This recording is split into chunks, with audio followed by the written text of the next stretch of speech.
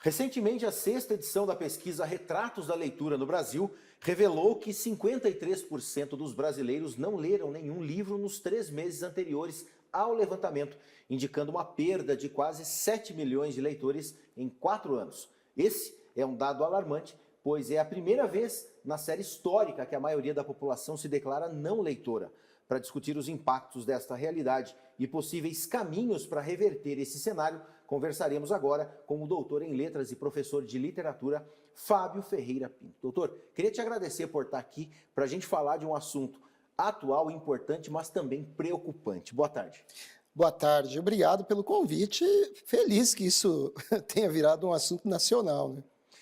Professor, por que isso preocupa? Puxa vida, a preocupação é que nós estamos perdendo algo que nós criamos há 6.000 anos, né? Essa capacidade de ler e que formou a sociedade até agora. Ao perder a leitura, deixar de ler, você perde sua capacidade de geração crítica, de empatia, de criatividade, a sua capacidade humana.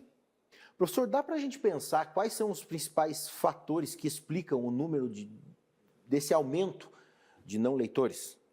Olha, um é visível, que é o celular na mão das pessoas 24 horas. A pessoa está o tempo todo com o celular. E isso em todas as faixas etárias, lembrando que hoje o celular é um dos primeiros presentes que uma criança ganha. Além disso, a pesquisa traz dados interessantíssimos. Por exemplo, a primeira barreira que eles elencam para não leitores é as pessoas alegarem que não têm tempo, o que é realmente compreensível quando nós pensamos o quanto nossa sociedade está com essa sensação de produtividade. Você tem que estar o tempo todo conectado a alguma coisa, ligado ao seu trabalho, trabalhando em vários períodos, e isso é um fator também determinante para a não leitura. Às vezes a gente pensa em preço, mas quando a gente olha lá para a pesquisa, das várias barreiras que eles elencam, a questão do poder aquisitivo, ela só vai aparecer no décimo e 11º lugares. Olha só o quanto você tem de outras barreiras, todas ligadas entre si, mas em primeiro plano, o uso de eletrônicos excessivamente e a alegação da falta de tempo das pessoas. E existe um outro aspecto também muito importante, que é a questão da criatividade, principalmente quando a gente pensa nas crianças. Sim. Hoje a gente vê uma substituição, né? A gente estava até comentando aqui em off, antes de começar o nosso bate-papo, que hoje o primeiro presente de uma criança, quando ela está numa certa idade, é um telefone celular, ou um tablet, ou um videogame.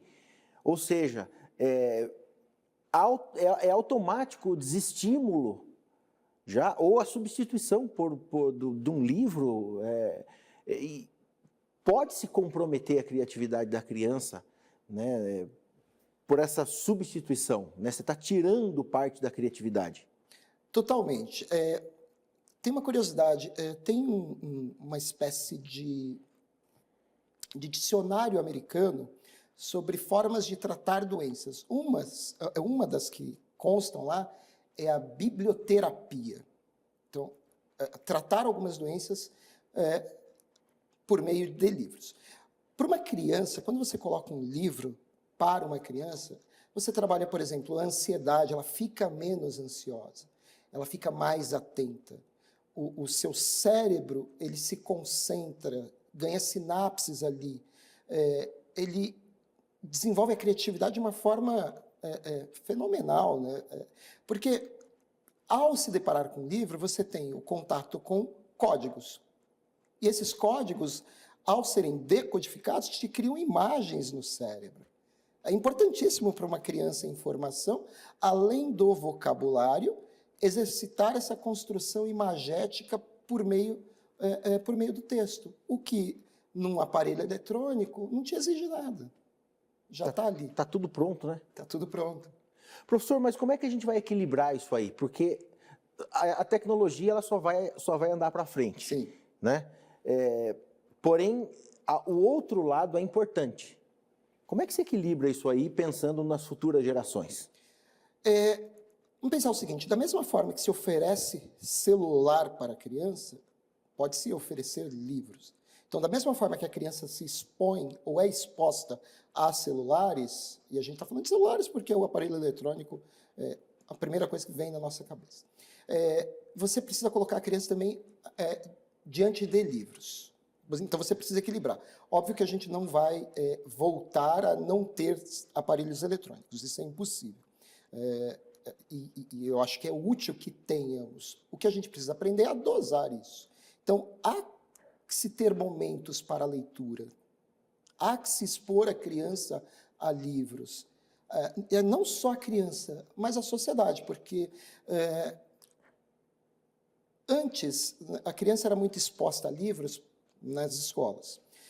A pesquisa mostra agora que o principal estímulo para a leitura das crianças são as famílias. Então, as famílias também precisam ser expostas a livro. Então, a mesma família que oferece o celular pode ser a mesma família a oferecer livros. Você não precisa tirar o celular. Há informação ali que você pode usar durante a aula. Professor, não nesse aspecto em especial, né, a questão de se tirar os eletrônicos de dentro da escola não foi exatamente nesse aspecto, mas isso também, né, isso foi votado agora há poucos dias aqui em São Paulo, e é um projeto que está sendo analisado a nível federal, mas isso também pode ajudar nessa reconexão de se fazer o aluno voltar para o livro, voltar a olhar para o redor, e isso pode contribuir para que a leitura ela volte para o lugar dela? Sim, sim. O que não pode acontecer é você colocar tudo dentro de um aparelho eletrônico, né? Não serei radical ao ponto de excluir isso, mas dentro da sala de aula, você tem que ter os livros. O livro tem que estar ali, à disposição. Depois, por exemplo, o celular pode ser usado para você pesquisar sobre aquele livro, sobre aquele autor, sobre outros livros daquele autor. Porque uma coisa que é importante, infelizmente no Brasil nós temos um número pequeno de bibliotecas, por exemplo.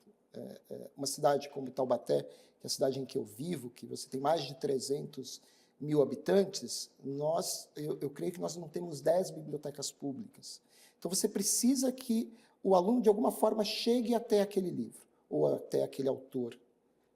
Uma das formas pode ser essa conexão, mas essa conexão é equilibrada. O que não pode acontecer é você substituir o livro pelo aparelho eletrônico. Talvez não seja o melhor caminho. Professor, onde é que a gente começa e como é que a gente pode estimular o hábito da leitura? Essa é uma pergunta que tem sido feita e há uma série de pesquisas sobre isso. Claro que a gente pode bater no clichê que os pais devem ler para os filhos. A escola deve oferecer livros. Mas você precisa que esses livros estejam disponíveis. Você precisa de ações que ofereçam os livros. Por exemplo, toda escola deveria ter uma biblioteca, e nem toda escola tem uma biblioteca. E essa biblioteca ela não pode ser, quando ela estiver na escola, ela não pode ser aberta apenas para os alunos. Ela tem que ser aberta para a comunidade em que ela está. Então, o principal ponto as pessoas precisam chegar aos livros. Ou melhor, os livros precisam chegar até as pessoas. E aí a gente precisa tanto da iniciativa privada, quanto de políticas públicas, com oferecer vale-livro, você ampliar o número de bibliotecas públicas, ampliar o acervo das escolas, as escolas que não têm, você criar bibliotecas dentro dessas escolas é o melhor formato. Oferecer livros. Daria para a gente pensar que isso aí é uma responsabilidade que ela precisa ser compartilhada entre o poder público, mas também tem que haver um incentivo da família. Sim, completamente. A família precisa ter livros. É fundamental. Se você está num ambiente em que você vê todo mundo sentado, cada um no seu canto com um celular, é aquilo que você vai ter como representação de ideal, de comportamento. Nós aprendemos com o comportamento do outro, somos seres de alteridade, né? Nós nos construímos a partir do outro. Imagine a cena, todo mundo com um livro. Claro que é bastante utópico, mas por que não visualizar isso? Professor, uma última pergunta, e uma pergunta bem pinga-fogo. Não conheço essa expressão, gostei. Como é que daria para a gente imaginar as consequências de uma sociedade sem o poder da leitura? De certa forma, nós já vivemos essa sociedade sem o poder da leitura. Uma sociedade que não lê é uma sociedade, por exemplo, à mercê de fake news. Então você consegue acreditar em qualquer coisa que chegue ali, curta. Vem algo que você não tem arcabouço, que você não tem base para criticar, para contra-argumentar. Então, de certa forma, quando a gente olha para alguns eventos na nossa sociedade, nós já estamos vivendo a consequência dessa sociedade não leitora. Uma sociedade não leitora é uma sociedade sem vocabulário, mas é também uma sociedade sem a capacidade de analisar as coisas. Isso é desastroso, né? Porque como você reconstrói isso? Como você elimina isso? Ou seja, algo precisa ser feito agora, né? Para já, algo já precisava ter sido feito. Já precisava. Mas, assim, no Brasil há muitas políticas, assim, infelizmente esporádicas, alguns estados, algumas cidades, algumas pessoas por conta própria tomam a iniciativa de fazer com que a literatura circule, seja divulgada. Também não é uma terra arrasada. É possível. Há exemplos espalhados pelo país. Esses exemplos precisam ser multiplicados. Existe como mudar, né? Essa é a esperança, né? De que ações precisam e podem ser feitas para a gente mudar esse cenário, né? Ah, sim, ainda tem muita gente disposta. A pesquisa, por exemplo, mostra uma coisa muito curiosa, muito interessante. Dos 5 aos 10 anos, as crianças têm muito prazer pela leitura. E depois, você tem aí um espaço que ela sofre um desestímulo e vai voltar a ter um crescimento da leitura a partir da faixa dos 70 anos, se eu não me engano. Então, as duas pontas da sociedade mostram para a gente o caminho. Está lá. Professor, eu queria te agradecer, queria deixar o convite para você voltar aqui para a gente continuar esse assunto, né? Eu agradeço, eu voltarei, espero que agora, na próxima pesquisa, que os leitores tenham suplantado os não leitores e de longe. A gente espera isso. Obrigado, viu, professor? Eu que agradeço.